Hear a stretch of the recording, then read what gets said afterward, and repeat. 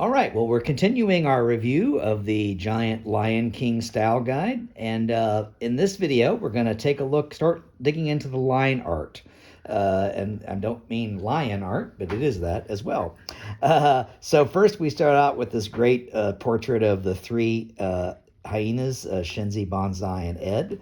Great characters. I particularly liked Whoopi Goldberg's performance as one of those characters. So, all right, first we'll dig in and we start with a size comparison chart. So this is important that people developing products can understand the relationship in sizes between the different characters. So proportionately, when you're putting things together, again, the scale is correct. So we see adult Mufasa and his wife Sarabi, Simba and Nala as adults, the tribal shaman Rafiki, the Shenzi, one of the three hyenas, but they're all basically the same size, young Simba and young Nala, Pumbaa and Timon, Zazu and Scar. So again, kind of get a profile and a sense of all of them in comparisons. Then we move on to the maquettes. And so a maquette, I'll just read this copy. So maquettes are created to provide fully dimensional models for the animating artist to use, and they are especially valuable when creating three-dimensional products.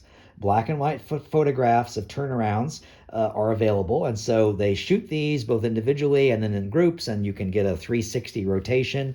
There's only a handful of very specialized sculptors that work with the original character artist to design these figures. They're usually cast in like what appears to be a white plaster, and they're very rare and beautiful, and mostly they keep them in the vault at Disney. We had a big locked file cabinet at the Disney store of maquettes from all kinds of films, but I did think these were particularly striking, and they're fun to see and look at.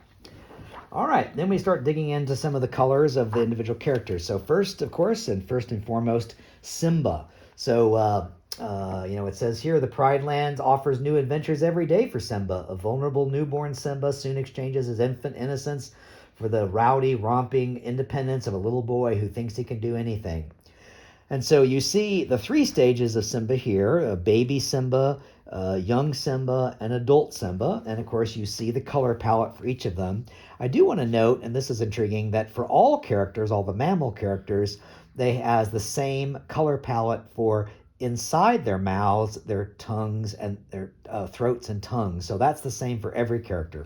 Also, if you remember in the film, there is a teen Simba who is seen very briefly, maybe like 30 seconds or so in one scene after he is adopted by Pumbaa and Timon, leaving his family to go out in the wilderness, and Pumbaa and Timon rescue him from the desert and the vultures, and he goes to live in the jungle with them. Anyway, there's a scene where they're crossing over a fallen tree in the jungle, and you see him dancing and boogieing, and that's teen Simba, who again is a very minor part of the film, but I always thought it was fun and interesting that we never saw more of that particular character.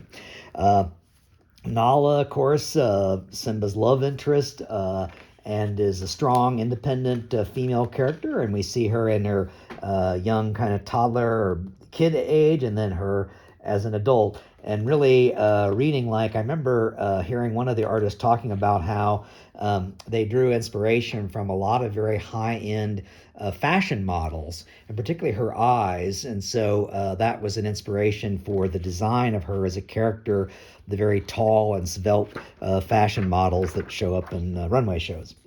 Okay, Pumbaa and Timon, great characters, great comic relief, delightful characters, and again, you see their story here. Pumbaa is the well-padded warthog, a bit clumsy and dim-witted, but his empathy and his intuition make up for his slow thought process. Timon, the self-proclaimed brains of the outfit. Timon is a hyperactive meerkat with a motor mouth. He's quick-witted, and the quick-witted guy who takes life one day at a time. Who needs responsibility, he exclaims, whether he's making good-natured jokes at Pumbaa's expense, doing gourmet commentary on the bugs du jour, or pitching his freewheeling lifestyle to Simba. So again, great character. And Nathan Lane, beautiful voice talent for that. Funny guy. Scar, again, Jeremy Irons did a great job voicing him, one of my favorite villains in the Disney canon. Lean, sardonic Scar makes up for his lack of physical prowess with his devious cunning. Beautiful color, very slim, and just I think one of the greatest villains of the Disney canon.